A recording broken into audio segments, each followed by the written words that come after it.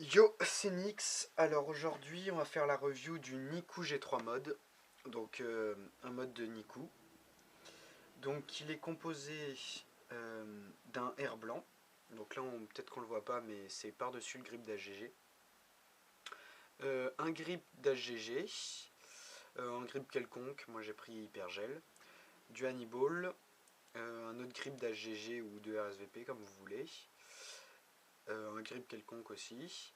Un type de signaux, 3 types d'AGG et un type de jet d'eau avec un G3 clear.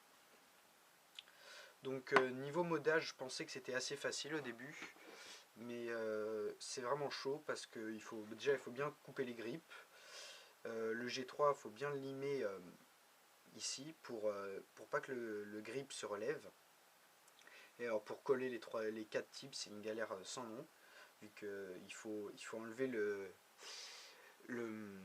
type plastique de G3 ou le type de métal comme vous voulez pour fixer les types, et c'est vachement difficile, ça casse souvent.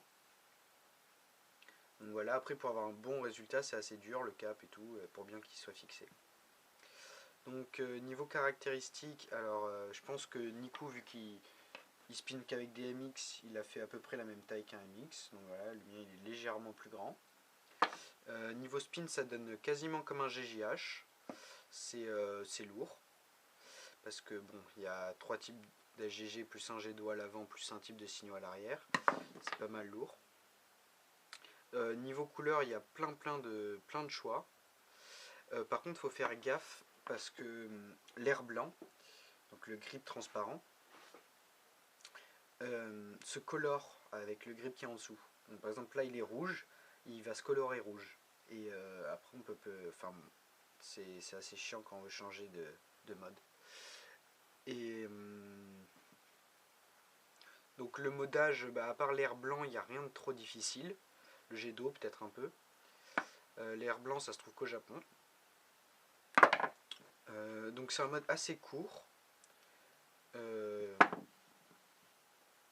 Comme un bonito, quoi. C'est vraiment un peu comme un bonito.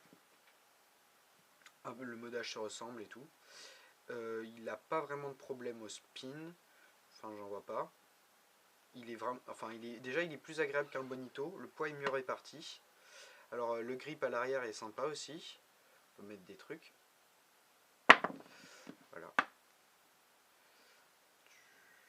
Alors ce qui manquerait, le petit défaut, c'est qu'il est un peu court.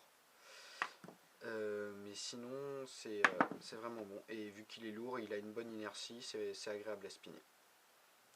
Et oui, le coût du mode, il est un peu cher, mais je pense que ça vaut le coup. Bah voilà. Merci de m'avoir écouté.